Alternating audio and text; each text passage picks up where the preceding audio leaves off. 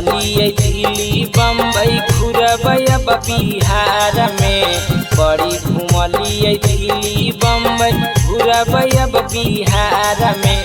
चोलियो किनबै जी राजा फतुहा के बाजार में। लहंगा किनबै जी राजा पटना के बाजार में। मारी मारी नहैबै छपक वाटर पार्क में। मारी मारी नहैबै छपक वाटर पार्क में। कमरधानियों किनबै जी राजा फतुहा के बाजार में। पायलियो किनबै जी राजा पटना के बाजार में।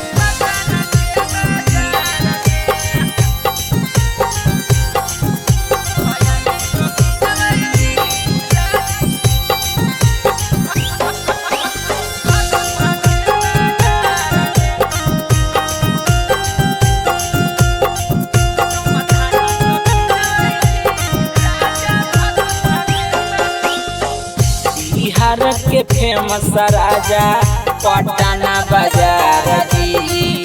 ओहे जाके किनबै राजा सोनावा के हार जी। ये जी सुनी ना, बिहार के फेमस राजा पटना बाजार जी। ओहे जाके किनबै राजा सोनावा के हार जी। गोल घर जइबै मरिंडा राई परिला बनैबै साथ में। गोल घर जइबै मरिंडा राई मेरिला बनैबै साथ में।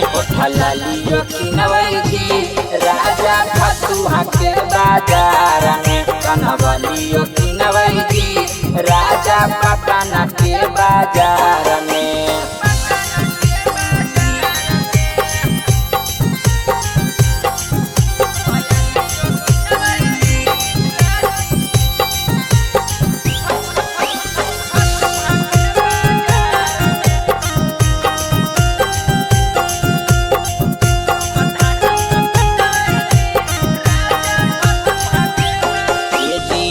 ओहे जाके किनबै राजा चूड़ी और लहठी जी।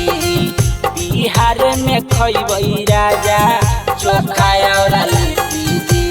मान जाइना ए राजा। ओहे जाके किनबै राजा चूड़ी और लहठी जी।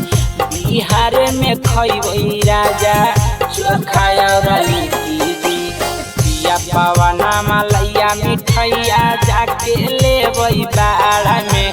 पिया पवना मलैया मिठैया जाके लेबै बाड़ा में। चोलियो किनबै जी राजा मोकामा बाजार में। लहंगा किनबै जी राजा पटना के बाजार में। चली ना ए राजा।